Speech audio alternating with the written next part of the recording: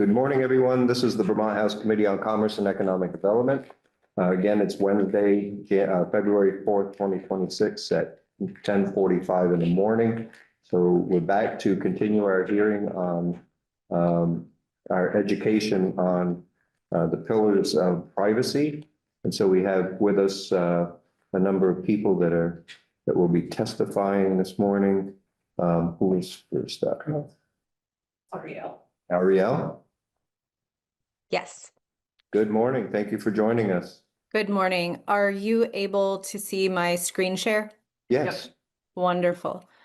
Chair Marcotte, Chair Clarkson, and members of the House and Senate committees, thank you for the opportunity to testify today about real-time bidding and advertising technology.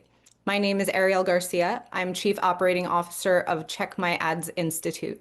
We're an independent nonprofit digital advertising watchdog that advocates for a transparent and fair digital advertising market for advertisers, publishers, and the public. Something that sets us apart is that we're proud to be an organization led by former ad practitioners and industry insiders like myself. Prior to joining Check My Ads in 2024, I spent a decade in digital advertising, serving most recently as Chief Privacy Officer at Worldwide, a major global advertising agency. For years, I helped advertisers navigate the evolving regulatory environment as they look to strike the balance between privacy and targeted advertising. In fact, I resigned from my role precisely because of my realization that the only winners in the current state of the digital ad industry are big tech giants like Google and the data brokers and ad tech middlemen that thrive in their shadows. The $750 billion digital ad industry is the main business model of the internet. And today that business model is broken. Big tech firms like Google and Meta have built empires on unbridled extraction. They've amassed massive troves of data. They've cemented themselves on all corners of industry and society, unilaterally setting norms that benefit their own business to the detriment of their users, advertisers, and publishers alike. Yet, while these companies are household names, there are hundreds of others in the ad tech sector that have followed in their footsteps. Now, before the advent of modern digital advertising, advertisers would typically work with an ad agency to identify what publications or programs their target audiences are likely to consume. But today, most advertising online is transacted through an automated real-time auction. That's known as programmatic advertising. And over the past 2 decades, the central promise of programmatic was that it would help advertisers of all sizes more efficiently and effectively reach their audiences. And it would help publishers monetize or sell more of their ad space. While you'll hear more on how this works and how data flows within programmatic from Rowdy Irwin in just a bit, it's important to understand that this real-time bidding system has fundamentally taken advertisers and publishers out of the driver's seat. Advertisers were told that they could reach the right person at the right time, in the right place, and at the right price, and that they didn't have to worry anymore about where their ads were appearing. The data, they were told, would just take care of it. So instead, today, advertisers are relying on a supply chain of various intermediaries, and that includes ad tech companies, the agencies that plan and execute campaigns for them, and data brokers. For every dollar a business spends on digital ads, each of these middlemen gets a percentage revenue share, and most of them are paid on volume. That creates dysfunctional incentives because every company in the middle stands to gain by having more money pass through their pipes. And in addition, in each transaction, these middlemen get access to personal data. Now, that's how programmatic advertising has resulted in constant tracking and widespread sale and leakage of consumer personal data. Now, while this process sounds efficient and powerful in theory, the reality is much different. Out of every dollar spent on programmatic advertising, less than half of that makes it to the publisher. About 30 cents is absorbed by ad tech intermediaries. Over 20 cents is wasted on fraud, invalid traffic like bots, and low quality made for advertising websites. Those have been exploding in this age of generative AI. The average programmatic campaign saw a single brand's advertising placed on a staggering 23,000 websites. And now these figures are a conservative estimate. These costs and this waste, it doesn't reflect agency fees, ineffective fraud prevention that marketers pay for. It doesn't include spend wasted on ads that, while not technically meeting industry definitions for fraud, doesn't actually adhere to the advertiser's criteria. And these statistics are from studies looking at some of the largest brands with the most leverage and resources. Even they have limited ability to confirm where exactly their ads appeared, let alone to reduce this waste and inefficiency. So while research suggests that ad fraud accounts for a whopping $84 billion in global ad spend, which would place it second only to the drug trade as source of revenue for organized crime, that is actually just the tip of the iceberg as it comes to advertiser waste, especially for smaller businesses. The reality is that for small businesses, this waste isn't just detrimental to their growth, but at times to their survival. So recently, we at Check My Ads launched our own experimental ad campaign where we emulated the experience of an average small business user. We set up a new Google Ads account, as thousands of other small businesses do. We were nudged into Google's AI-driven opaque product called Performance Max. This product is notorious for restricting advertiser transparency and control, and it has a history of placing ads on potentially illegal content while ignoring advertiser targeting criteria. Our findings echoed the earlier research. We found our ads on AI-generated spam websites and park domains. We ran on sites that you can't navigate to directly that seem like they may have been fraud. We selected to target English language placements. That's one of the few inputs advertisers have into this AI campaign type. And we still ended up on foreign language videos. With some of our ads landing on kids' videos, we actually have no idea who Google's algorithm targeted. We ran on videos no longer available that were removed for policy violations, but we don't know what policies they were. Was it adult content? Was it piracy? We simply can't know. There is one place we did not run. We did not run on one single recognizable publisher website. So obviously the next question is, how did it perform? According to Google, it did great. For our small $75 test campaign, we got 34 signups. Except we didn't. In our actual CRM system, we only got 5. We tried to ask Google about it. They said they don't have a team dedicated to nonprofits, the same company that fights tooth and nail against being regulated as it would harm small businesses.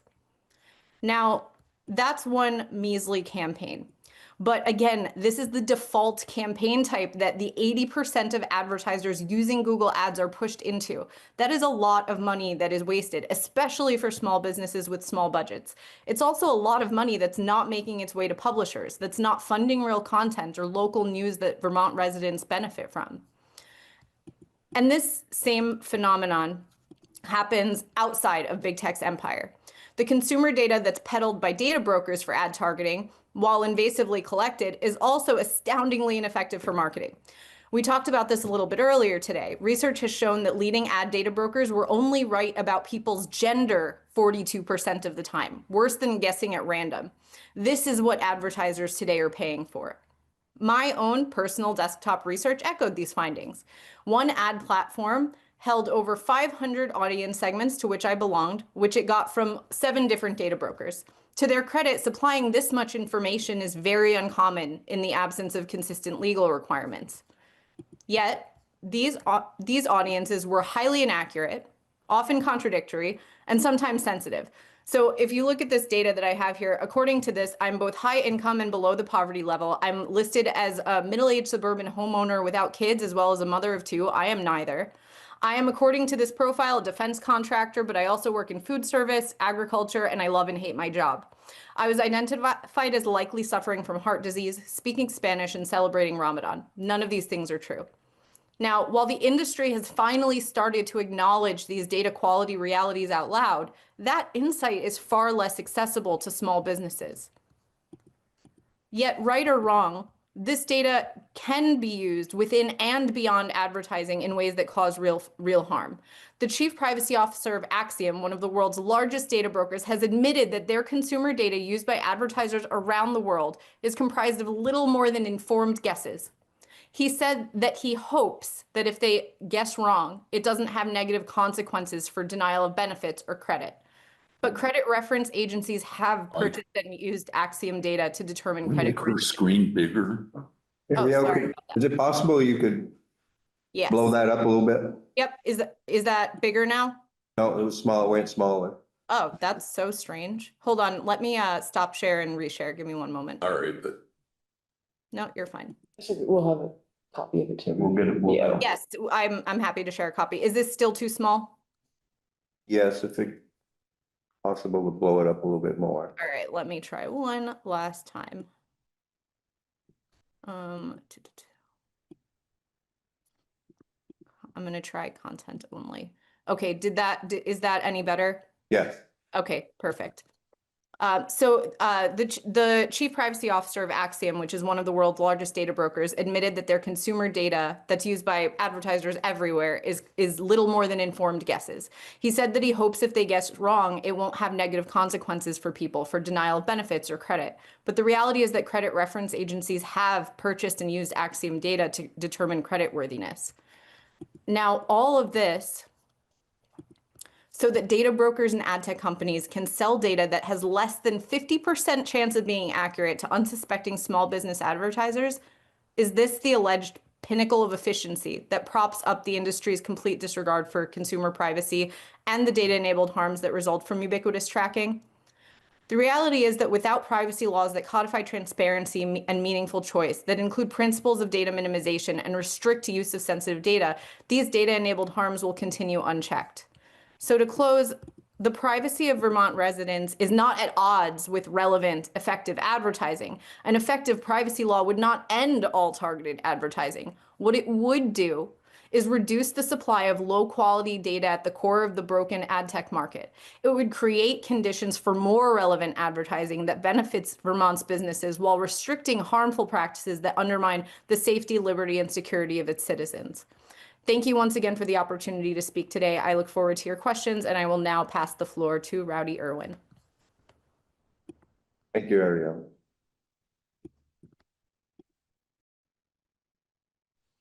Rowdy? Yes, hello. Good morning. My name is, good morning, thank you. My name is Rowdy Irwin. I'm a media director who's managed media buying for small independent agencies and large holding companies alike for nearly a decade, with many of my past clients belonging to the Fortune 100.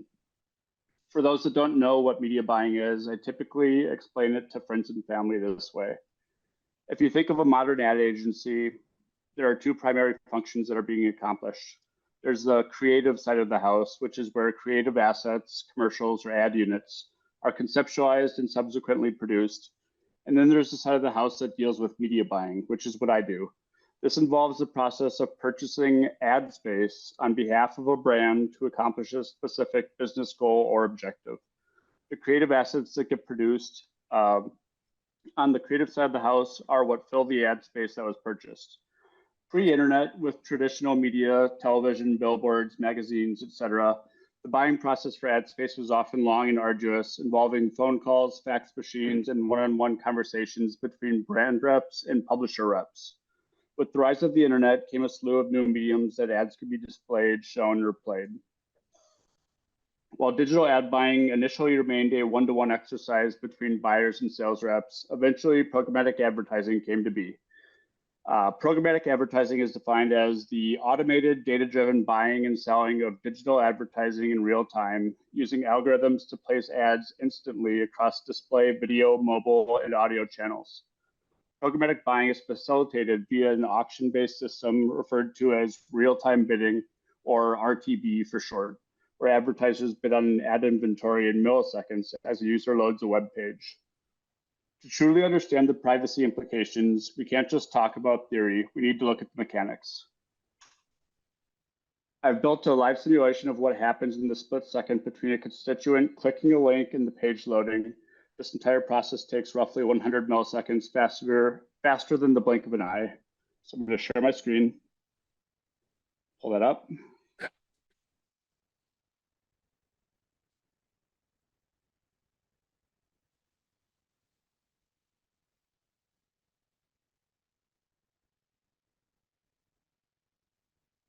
I'm sorry.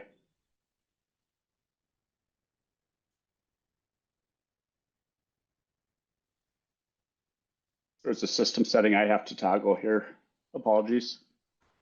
Not a problem.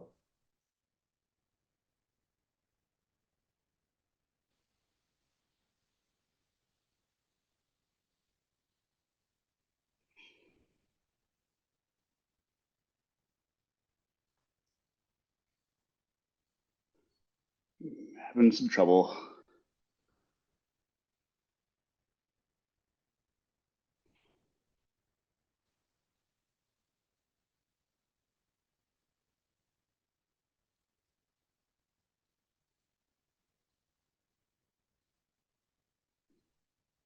I'm gonna try one more thing here.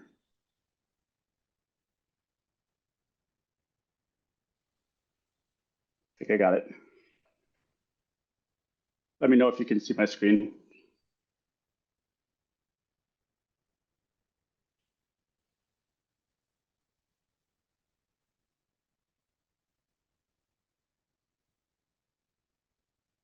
Can you guys We see can the see. screen or no? Yep.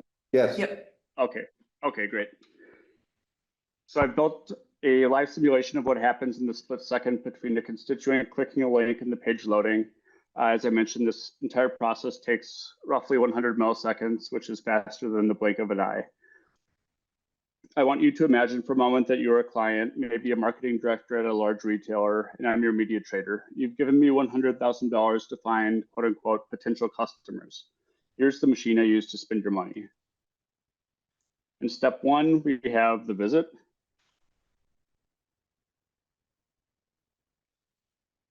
A user, let's say a Vermont resident, that visits a news site. The content begins to load, but the ad slot is empty. Now, as a trader, I don't care about the specific website. I care about the user. I want to find a person who matches the audience segment I bought. So web trader request. Step two, we have the bid request. This is the most critical moment for privacy. The website takes that user's data and packages it into a digital envelope called a bid request. If we look inside this envelope, we see it's not just a signal. It is a specific data payload containing their device ID, which is a digital fingerprint, GPS coordinates, and keywords about what they're reading right now. Rowdy, you may want to turn your video off. You keep breaking up. Yes.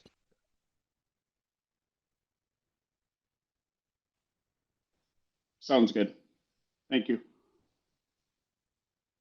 Okay. Okay. So this is where the data broker economy plugs in. As a trader, I might pay a third-party broker a fee to enrich this payload. I can layer on data like credit card holder, likely to move, or even health inferences. I don't verify this data, I just pay the premium to target it. In step three,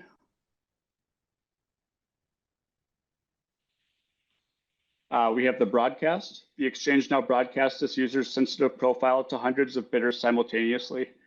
Even if a bidder loses the auction, they still receive and can store this location and device data. Here's a reality of the job. The system favors scale, not privacy. If I'm under pressure to spend your budget, I might be told to loosen my targeting. I've seen instances where platforms discourage explicit demographic targeting, like race, provide affinity keywords, like specific cultural interests or zip codes that act as effective proxies for that same demographic. The machine wants to deliver the ad, and it will find the path of least resistance. In step four, we have the evaluation. Algorithms on the buying side analyze that data payload instantly to determine the value of the user. There's often conflict of interest here. Sometimes as a trader, I might be incentivized to buy the inventory, not because you, the client, because my agency has an upfront volume commitment with a specific vendor that we need to hit to get a rebate. The algorithm can be tuned to prioritize those business deals over performance. Step five, the auction. The exchange runs the auction. It compares all the bids in milliseconds. And step 6, the highest bidder, which in this case is DSP2, wins the right to show the ad. Just a second here. And then step 7, we have delivery. The creative asset is sent back to the user browser. And then in step 8, we have the aftermath. So the ad loads. Look at these small signals firing off the side, those gray dots. These are tracking pixels. We use these to verify the ad was seen, but functionally they're harvesting data again. They relog the user's presence and send it to the third-party verification partners, which allows us to track them across the web. In conclusion, helps answer the question regarding small business competitiveness. This is a pay-to-play system. A small Vermont business often cannot afford the minimum spend thresholds required to use software like this, which is somewhere or it can sometimes be nearly $10 a month to access these top-tier tools. They're priced out of the cockpit, yet their data and their customers' data is still harvested by this machine every single day. This is the vision of real-time bidding. Thank you.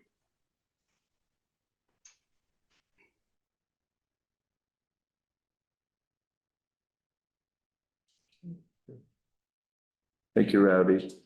Is each of them? Oh, no, I just not doing it, so the next, Okay. yeah, Ian? the next is Debbie.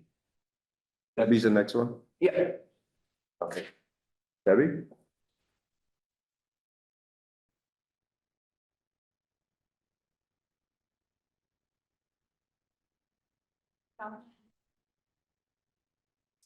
Okay. Debbie? Can you hear me? Yes.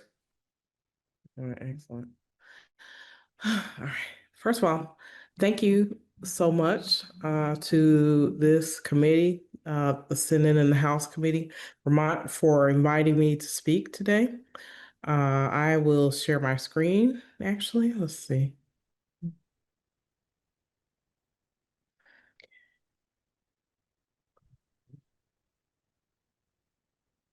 All right. Can you see my screen? Yes. All right. So today I'll be talking about business risk and opportunities as it relates to privacy, trust, and business outcomes. So I am Debbie Reynolds. They call me the Data Diva. I'm the founder and chief data privacy officer of Debbie Reynolds Consulting. I work at the intersection of data privacy and emerging technology. I'm a technologist by trade, but I work and focus now in privacy. So I have over 2 decades of experience in the privacy and tech industry. I've been named one of the top global 8 data privacy experts, top 30 cyber risk communicators. Also been quoted in publications like the New York Times, Forbes, Bloomberg, and the like. Have a podcast called the Data Diva Talks Privacy Podcast. It's the #1 data privacy podcast in the world. We have listeners in over 158 countries. Also do keynote speaking for companies you've never heard of, like TikTok and PayPal. Also the chair of a committee for IEEE. We are focused on a data tool agnostic and legal agnostic privacy labeling regime. I was also one of 16 Americans chosen to be on the IoT advisory board with the U.S. Department of Commerce. My focus was privacy across all sectors. And also, I've been a speaker for U.S. Senate on privacy and cybersecurity. So the first thing I want to address is innovation. We hear this a lot. People say that rules or regulations stop innovation. But I am reminded, I have actually talked to the privacy commissioner in New Zealand recently, and she said something was very striking. Actually, I love cars, so car analogies really fit what I really like to talk about. She said the innovation that help cars go faster is brakes. So when we think about regulation and the types of things the states want to do to protect people, part of innovation is being able to make sure that it's safe for people. And that is what really accelerates the ability for companies or organizations to innovate. So guardrails accelerate innovation because it allows people to have control. It also allows confidence in being able to go fast and to have speed. We know the systems can scale better and grow best when they are best controlled. So, what's the data landscape like today? We've heard from many speakers today about the complication, the rapid rise of technology in terms of the things that people can do with technology. And it's a very exciting time to be a technologist. But what we're seeing is more complex data systems that companies are dealing with. Businesses definitely want to avoid headaches and barriers to adoption. uh, People, whether that be business partners or customers, what they're really looking for is more transparency and the ability to have more control or say over what happens with their data. So, regardless of what maybe an individual business is thinking about, there's a whole world of possibilities and things that are happening around them that mean that they have to pay closer attention to data and privacy. It may be something as simple as a company that is installing a new point of sale system. Maybe there's a new surveillance system that they want to do for their business, inside their business or outside their business. Maybe they want to start a newsletter. Perhaps they collect customers' names when they use their service. Even bars and restaurants that are using either tracking people for reservations or even checking people's IDs.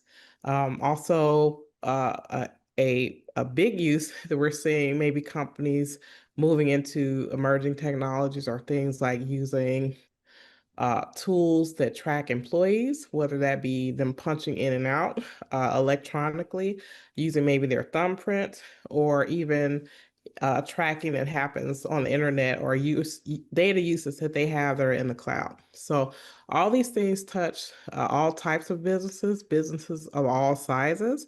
And that means that because they're collecting more information, that means that is raising the risk level to the organization in terms of how that data is collected. So it gives them more responsibility, and it also creates risk for the individuals whose data is being collected or retained, stored, or shared.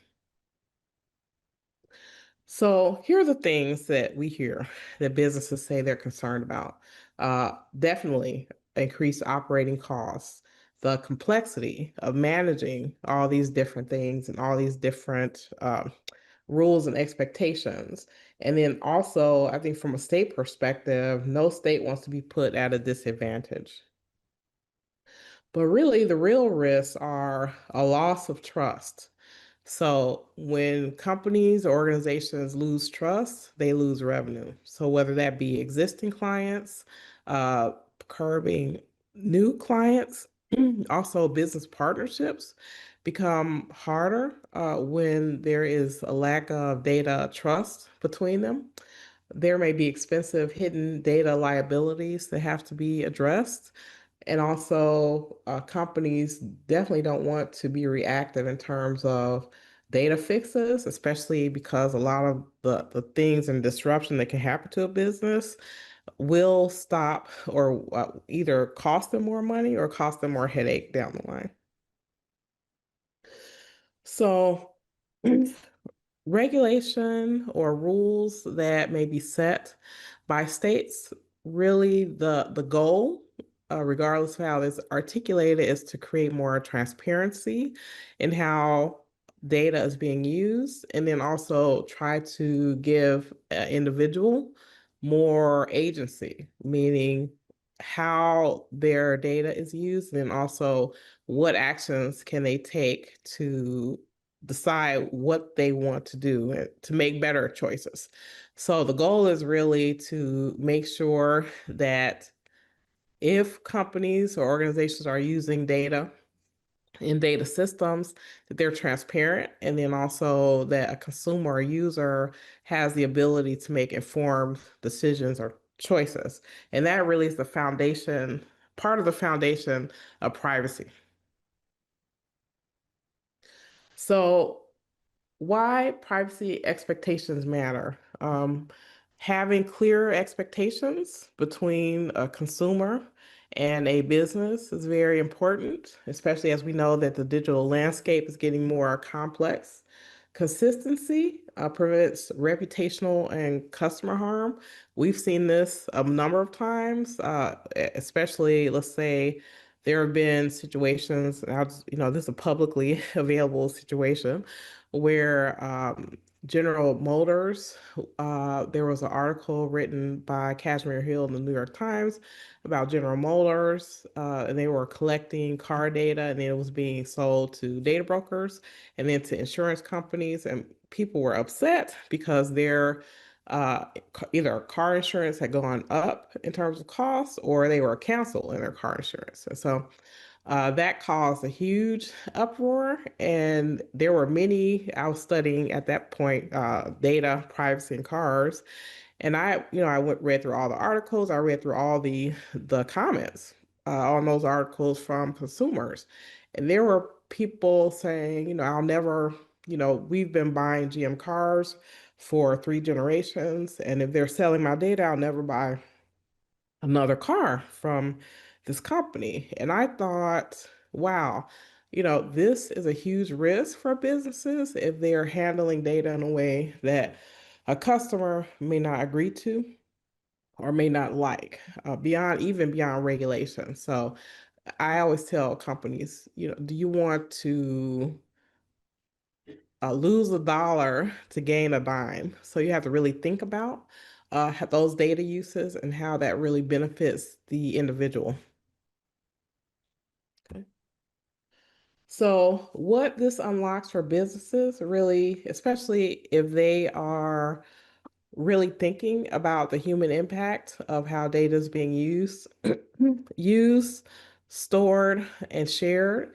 It allows them to make better decisions with fewer roadblocks. So doing that upfront work, thinking ahead of time of what those not only benefits but risks are of using that data.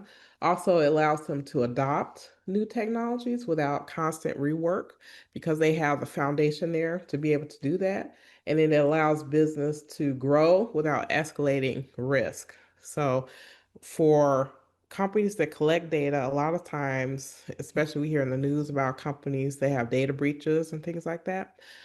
Many times those data breaches involve data that maybe had a low business value. Perhaps it was an old customer list. Perhaps it was data that was collected for a program that people forgot about. But because it became a breach risk, it became a huge business risk. So I tell companies that that data that has a low business value often has a high privacy or cyber risk. And that's really what we're thinking about trying to help companies understand and to avoid.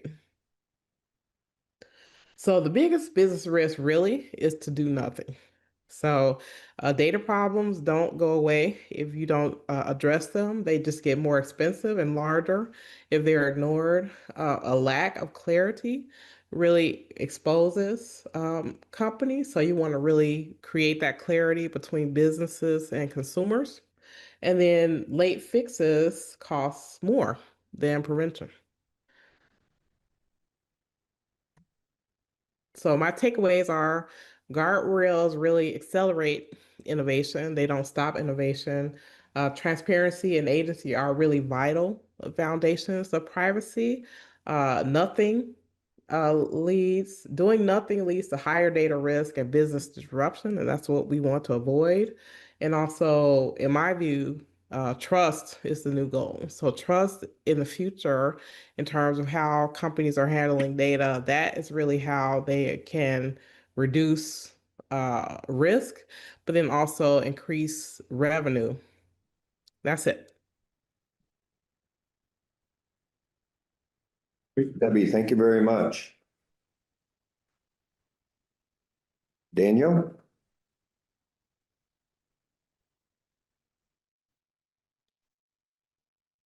It's online.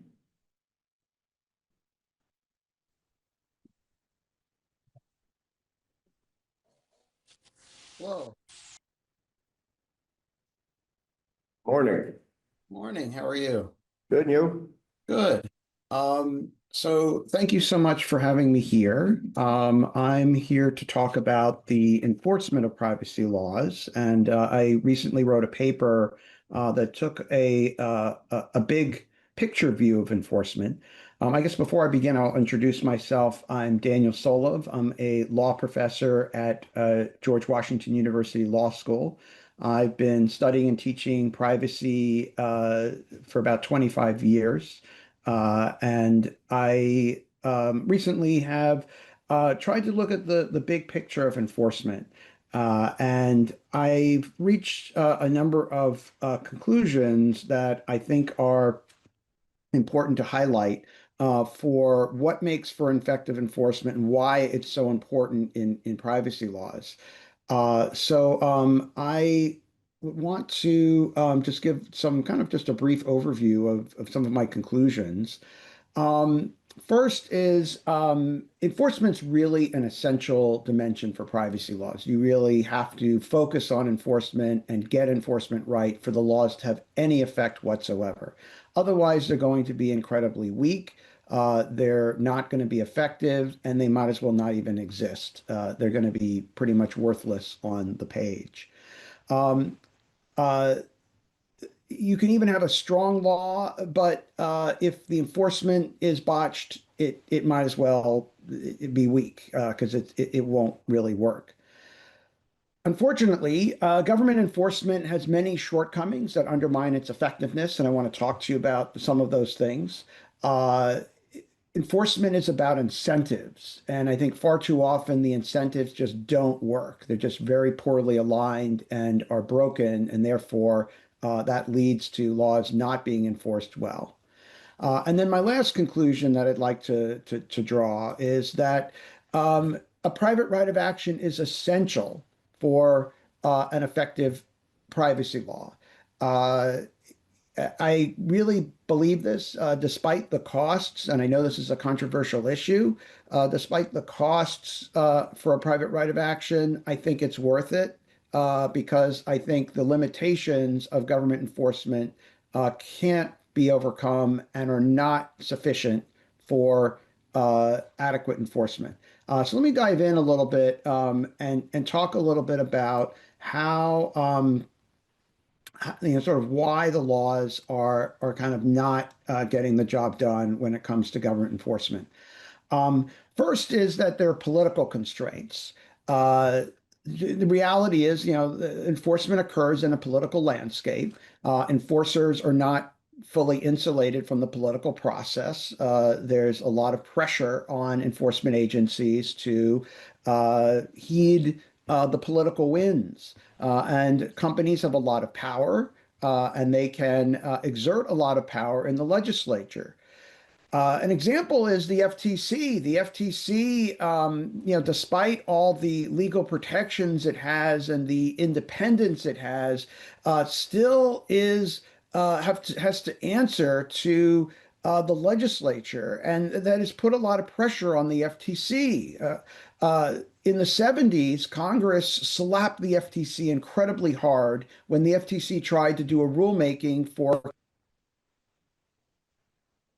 resulted in the FTC losing some of its rulemaking power, losing a lot of its power generally. It still causes PTSD at the FTC. They still talk about KidVid. It has overall resulted in weakening that agency significantly. And the lessons that the agency learned is be really cautious. Don't push too hard, or else we could get slapped down and lose it all. And as a result, that's weakened the FTC. It made the FTC a lot more conservative in the cases it brings, and that is a problem. The also another problem is that we're seeing right now with the FTC is that a new administration could come in, the Trump administration, and it knocked out the FTC's rulemaking. It's fired the Democratic commissioners at the FTC, and now the FTC is far weaker and is enforcement priorities can dramatically change when an administration starts meddling with it. So this is a problem. The agencies are they cannot escape the kind of political landscape. Another problem that we have is lack of resources. Most government agencies are woefully underfunded. They lack the personnel. And this is the case in the US and also in the EU. So in the US, the budgets are woefully inadequate. Just an example, the FTC, for example, enforces 80 statutes, most of which are not related to privacy. The budget in 2025 for the FTC was $425.7 million. But recently, former FTC chair William Kovacic spoke at one of my events, and he said that he thinks the budget was way too low. It should be more than $1 billion given what the FTC is doing. There are about 60 personnel at the FTC that focus on privacy.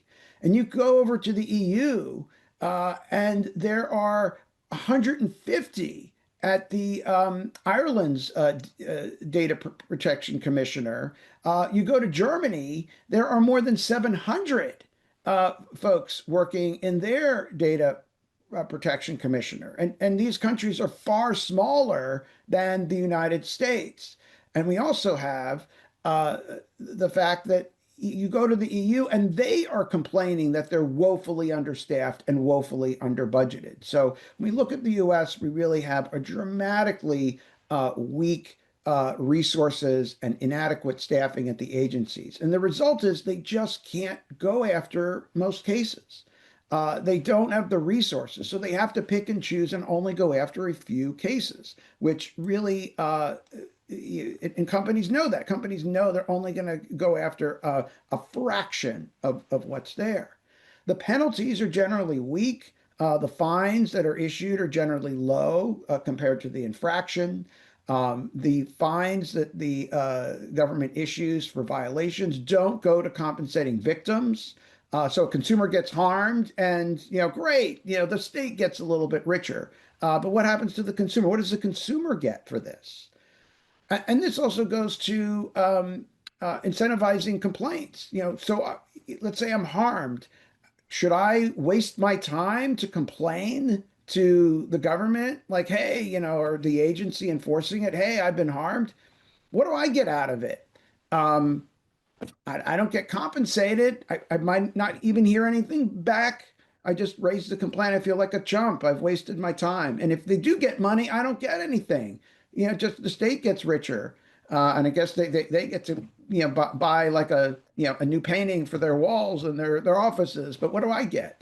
So I think we're going to see, we see actually a way underreporting of complaints because we really have no system to, for the individuals to actually get any redress for harms that they've suffered. Cases take a very, very long time to get resolved. Some of the, if the agency actually starts to litigate and really fight the cases, they could take years. As a result, they are very selective about the cases they bring, and they bring, clear-cut violations because if you bring a more substantial case, a more controversial case, or a case that's in the grayer area, that's more likely to be contested. So they want a gotcha. It's easier to actually go after a clear-cut violation that is more trivial because you just got them than a more important violation, but that's more qualitative in its dimensions that takes more time and is more likely to be contested and fought. They just don't have the resources to do that. So we're just looking at, and we look at the stats, there's woefully insufficient quantity of enforcement. And just one case in point, The FTC in the decade between 2009 and 2019 brought only 101 internet privacy enforcement actions. That's about 10 per year. And I will say that like the number of violations of privacy per year is a hell of a lot more than 10. I would say it's thousands, tens of thousands. We're dealing with a very small fraction of cases. You look at the HHS, it will have, as certain cases it brings for monetary penalties. It typically will be like 10 to 20 a year. Just a year or two ago, when you look at the number of cases it actually had to resolve, it had to resolve more than 30,000 cases. So the odds that you're going to get a monetary penalty from the HHS for a HIPAA violation are less than 0.05%. So companies know this. It also leads to the fact you have enforcement that's very inconsistent.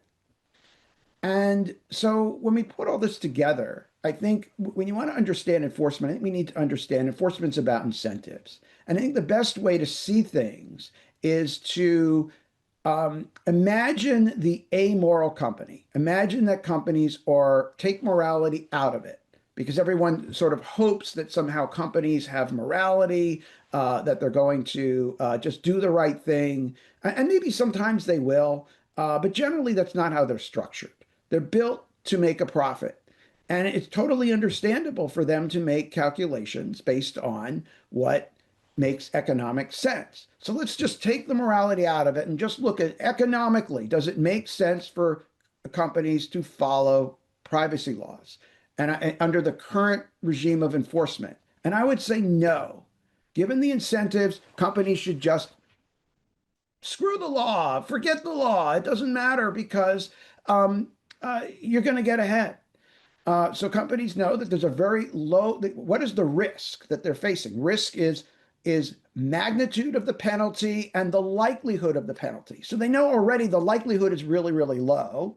So, and if they get the penalty, it's often, at worst, it basically puts them back to what would have happened if they didn't violate the law.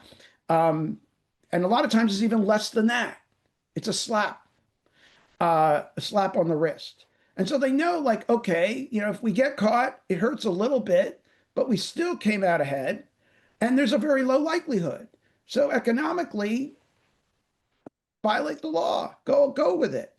And there's two ways they can violate the law that become economically advantageous. One is if the law kind of impedes them in certain ways, they just ignore it and get a great benefit. So if they want data to train an AI system, they don't have the proper permissions, or what they're doing is improper collection. They know they can just get it, and by the time they get it and use it, they know they can just ask for forgiveness. No regulator's going to have them delete their entire AI model. It's just not going to happen. So they know, like, okay, they'll ask for forgiveness, they'll pay a fine, but they get ahead, and the benefits of doing it are great. The risks of not doing it, a lot of times these companies see this as an existential race. If they don't keep up with technology, they don't keep pace, they have a big risk that others win the race, and there are trillions of dollars at stake. So why care about enforcement? And then there are those that just they want to enforce, they just don't put a lot of resources into the department for privacy. They just say, okay, we'll just put a minimal amount of resources in and think we can just basically get away with it. And if they enforce, we'll pay. But why put a lot of money into this when we can invest the money in growth and other things rather than compliance? We'll make a lot more on that investment than we do, avoiding a very low risk. So that's what we have. And I think economically, companies are behaving exactly as I don't think they're evil. I don't think they're bad. I think they're behaving exactly as the law has structured them to behave. Unfortunately, the law has structured it in a pathological way. I think ultimately we can do a lot to improve government enforcement. We can give more resources. But at the end of the day, even with more resources, there's going to be a ceiling. At some point, there's just so much we're going to be able to spend on enforcement. There's so much we can really do to insulate agencies from politics. These things are just not going to disappear. The reality is going to be that there's a ceiling. There's just so much government enforcers are going to be able to do. Uh, it's costly to spend a lot of taxpayer money for the enforcers to enforce. Do you really want to spend, what it would take? Do you want an office of, 1,000 people paying their salaries to do all this enforcement and a ridiculous budget and having them litigate all these cases and fight all this stuff? I think that this is not necessarily something that taxpayers are going to want to fund at the end of the day. And that gets to the last one I want to make, which is this is why I think a private right of action is essential. This has become a very controversial issue in privacy law. It actually wasn't controversial a long time ago. So if you look at a lot of the federal privacy laws, many of them have private rights of action. I think in those days, it wasn't as controversial as it has become now. I think it's become controversial because industry realizes that private rights of action actually work. They actually do have a bite. They do deter them, and they don't like it. They much rather have just government enforcement, which they know, is weaker. But if you look at the laws, there's a lot of federal laws that have a private right of action. You go to you go to the states, for example. Some of the laws have private rights of action. The subject-specific laws, like the Illinois Biometric Information Privacy Act, but a lot of the state consumer privacy laws lack a private right of action. And I think this is a really bad thing that essentially makes these laws empty pieces of paper, quite honestly. And, if a state says, hey, we're going to pass another consumer privacy law, I would generally say that without a private right of action, who cares? Don't waste your time. It's just, you're printing stuff on a page. You're going to make no difference. You'll have a few enforcement actions. You can, glom on to a bunch of other states but in the end of the day, you'll move. No, the needle won't move at all. Consumer privacy will not really be protected. And unfortunately, these laws don't really, have much meaning. The Illinois Biometric Information Privacy Act, in contrast, at the end of the day, people don't mess with biometric information in Illinois. They take the law seriously because they know that if they don't, it's going to be vigorously enforced. The reason why private rights of action work, and I think they're very effective, is because they deputize private attorneys general. And what's great about these private attorneys general is the state doesn't have to pay for them. They don't cost money. They pay for they pay for themselves. They pay for their own office. They're much more insulated politically as well. So they don't have the same political constraints. They don't have the same resource constraints. They also they have other benefits. They can through the litigation process that provides significant transparency. Discovery reveals a lot of information about companies and what they're doing that has been brought to light through that process. And it's worked throughout history. We've seen a lot of industries and bad practices exposed through the litigation process. We also see that this process compensates for harm.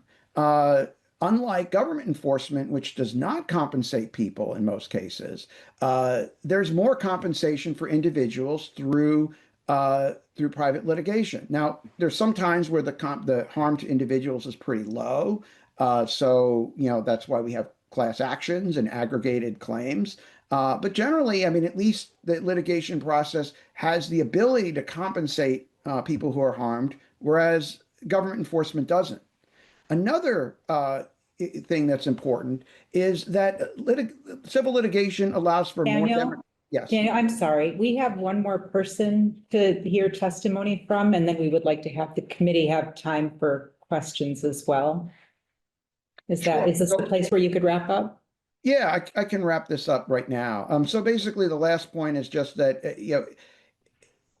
there's a big variation among what state AGs enforce when it comes to privacy.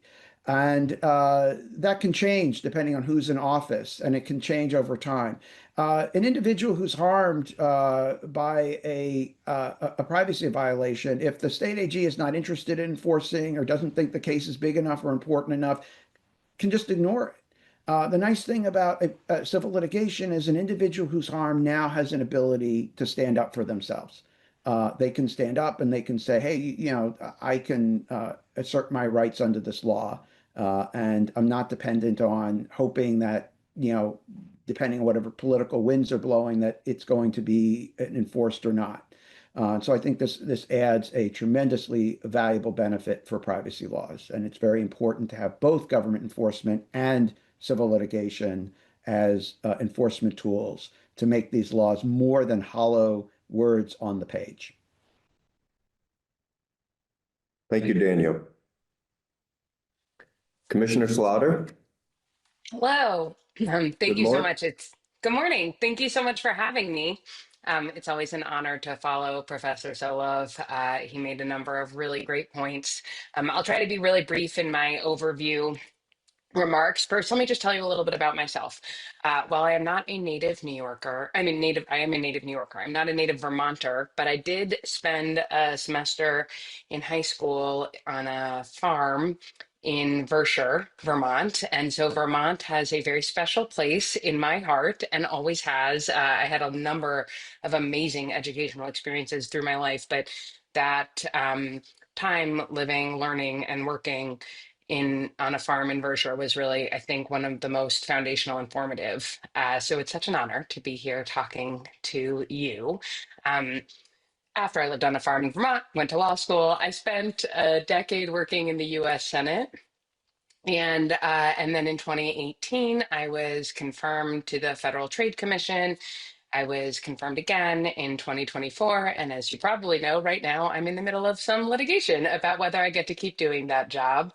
But I'm not here to talk about that. I'm here to talk about the importance of data privacy legislation. And I mention that background. So, I think about it both from the perspective of someone who has worked in a legislature and understands the challenges, the opportunities, the nuances of crafting effective legislation, and then someone who's been in the position to administer statutes that have been passed by a legislative body and see what works well and what doesn't work as well. Professor Solov mentioned a bunch of the limitations with FTC only enforcement. One he didn't add is that we don't have a data privacy specific law in the United States, at the federal level. We have COPPA, we have a few other more narrow laws, but we don't have a general federal data privacy law. So in addition to all the other limitations that Daniel mentioned, we are dealing with the fact that the FTC is mostly enforcing under its general UDAP authority, its authority to prohibit or to stop unfair and deceptive acts and practices. And that has some real limitations when it comes to data privacy specifically. I think the only other big overarching point that I would make is that the details of what is in legislation really matters. I think it is so great and so important that so many states are taking up the mantle that Congress has not been able to carry of passing data privacy legislation. But in order for that to be meaningful, to protect your constituents and any other Americans who benefit from a state-specific law, how the law is crafted matters. So that it can be enforced effectively. Professor Solov talked a lot about who does the enforcement. I just want to pick up on what they are enforcing. So what are the prohibitions, limitations, requirements in the law? COPPA, which is our closest to a federal privacy law, which really just protects children's data, was revolutionary when it was passed because it introduced this idea of a federal data protection law, and it was built largely on the notion that parents should be in charge of what happens with their kids' data, and so they should be able to choose whether their kids' data is accessed or stored. It's generally, not entirely, but generally a notice and choice law. Tell people what you're doing with their data and let them choose whether to do it. What we have seen over time, and now I speak not only as an FTC experienced person, but also as a parent of 4 children, it is impossible to adequately monitor all the ways in which different companies are using one's own data, much less that of your children. And even if you can monitor it, we don't actually have meaningful choice in the marketplace. So I would just encourage you to think outside of the boundaries of a traditional notice and choice regime, which leads to very lengthy privacy policies, very good for lawyers or whatever AI that is drafting them, not very good for the consumers they're supposed to protect. I think focusing instead on meaningful restrictions around how data and what data is collected, how it can be retained, how it can be used. I think that kind of framework, much more of a minimization framework, is a much more meaningful way to put limitations on the marketplace and allows for much more meaningful enforcement. Because if the enforcement mechanism, if a company can evade shoddy data practices enforcement by just saying, look, we were honest with people that we were going to collect their data and do whatever we wanted with it, and we buried it in paragraph 37 of our 85 paragraph privacy policy, that doesn't provide any meaningful protection to people. And then the last point that I think is really important to focus on is remedies. Something I care very much about is deterrence. In order for laws and enforcement to be effective, the enforcement must have adequate deterrence, both specific deterrence, you want the individual lawbreaker not to break the law again, and general deterrence in the market.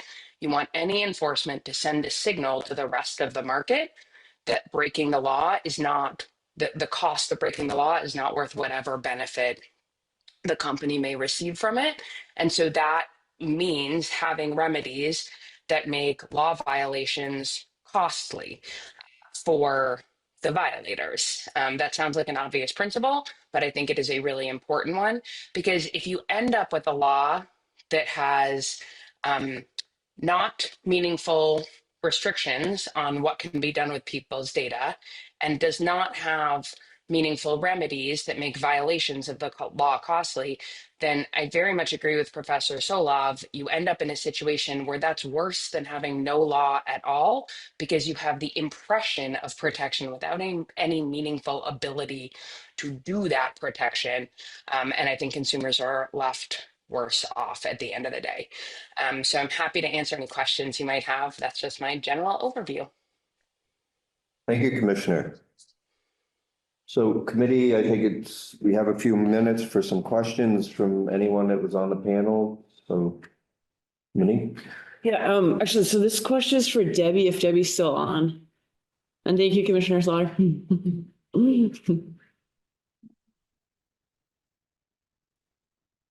Debbie, so I was just wondering if you could help us understand the cost to you walked through kind of the risks to businesses as far as holding data, having data, and as we heard from the other people, like if companies aren't minimizing the data they're collecting, then they're potentially holding on to old records or information that they don't necessarily need to have, and with varying levels of sensitivity.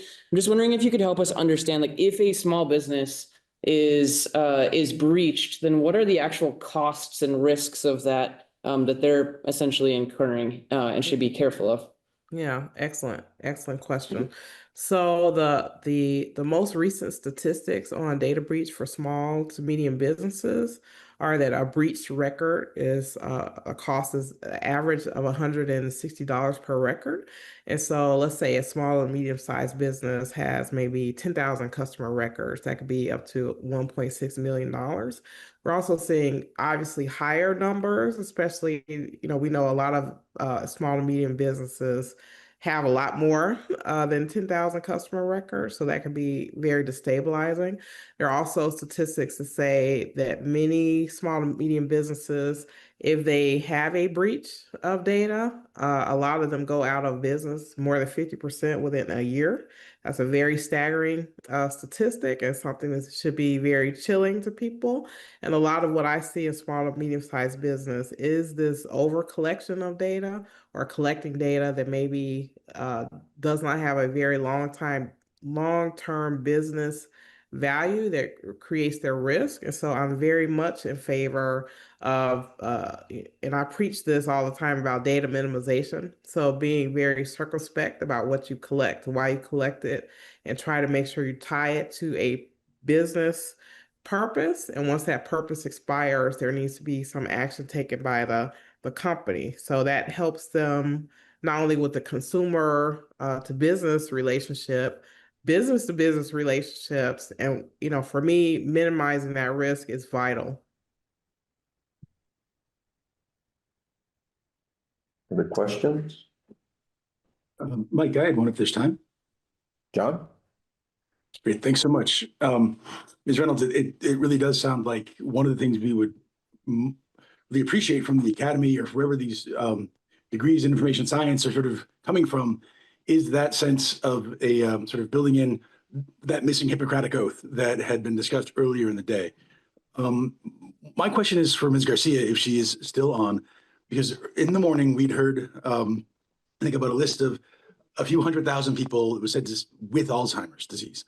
And I was just wondering, in light of your testimony that had shown that there's so much slop and inaccuracy in sort of how individuals are profiled, if there's any reason to think that those lists are not fully accurate, or if this is a different sort of branch of the tree. Thank you. Yeah, it's kind of a little bit of both, right? It's not that the audiences are completely inaccurate all of the time, but it's a little bit like shooting fish in a barrel, right? And the problem with it is more so that whether it's right or wrong, it can still create consequences and pose risk of harm to individuals. So I gave, for example, the audience segment I'm in that says I celebrate Ramadan. Seems like a proxy for inferring my religion. It's not correct. Does it mean that if it's in someone's hands that intends to use it for discriminatory purposes, the effect on me is any less? Probably not. So it's a little bit of a mixed bag there. Also, like depending on the data broker itself, the quality of the data is going to be different. I would hazard a guess that, like, we have a little bit of a blurring between the ad tech industrial complex and the military industrial complex right now. So I would hazard a guess that whatever the government gets, there's a greater attention that might be paid to fidelity to the extent possible. Right?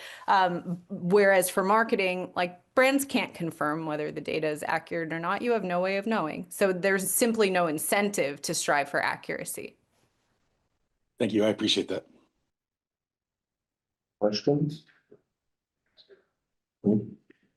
Ariel, this is for you again too. I was just wondering if you could explain, or if you've seen, there's been reports about things like Department of Defense, state tourism type of ads, things like that, small business ads ending up on things like child sexual abuse material websites, terrorism websites. And I think some of what Rowdy was presenting got a little bit broken up and I was just wondering if you could help explain how some of that ad spend can actually end up funding illegal activity unknown to a small business that might be paying for advertising, or a government agency, or a state government. Yeah, sure.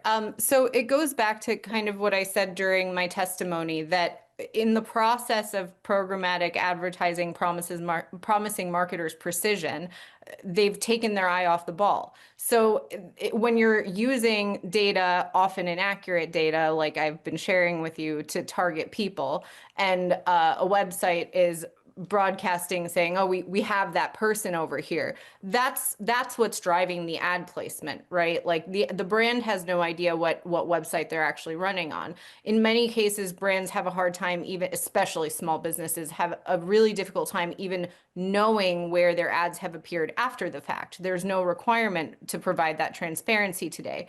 further, and this is like a bigger kind of tangential issue, ad tech platforms that are used by websites to sell ads aren't under any requirement to do something like know your customer due diligence, right? So if you take all of those things together, you end up with like automated placement of ads wherever the system is saying that that person is found. And there's a lot of beyond the inaccurate data, there's also fraud and misrepresentation of user IDs used for ad targeting that can also result in that, right? So if a particular user commands a higher CPM, if there's higher value, right, there's incentive to say that that user is currently visiting the website.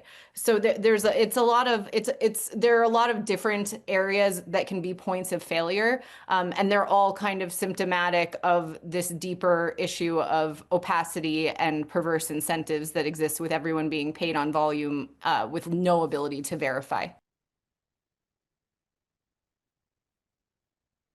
Questions? Ariel, something that I've been wondering is, I mean, generally business will advertise to bring more customers in. You generally can see a return on investment. How do small businesses understand what their return on investment is if they don't know where the targets are?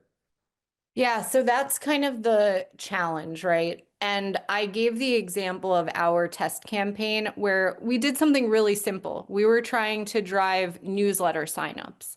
And Google gave us their measurement. Google said that the campaign we ran through Google Ads generated 34 new signups, leads, right?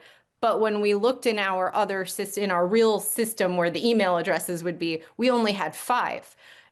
Not all small businesses, why would they assume that they shouldn't trust the measurement that they're getting from Google? And the reality is that even beyond that, for more sophisticated marketers, this type of gaming of attribution is not uncommon. It's a part of the problem with these big tech platforms being able to grade their own homework, right? So at the end of the day, for a small business in particular, it can be very difficult if they're not knowledgeable enough to do the type of cross-checking that we did, for example, to be able to say, hey, something feels off here.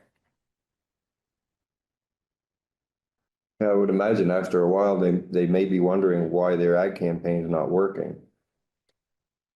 One would think, and I also mentioned, like, when we tried to ask Google about this, we also found other anomalies, like things that were in our reporting one day. So like our placement reporting showing where ads ran, they were removed the next day, and we tried asking questions about it. Again, Google's answer was, hey, sorry, can't support you. We don't have a team to support nonprofits.